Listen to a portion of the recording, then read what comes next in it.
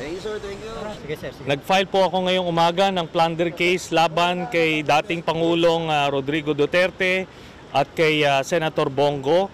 Ito ay tungkol sa mga government projects totaling 6.6 billion na inaward nila dun sa tatay at kapatid ni Bongo.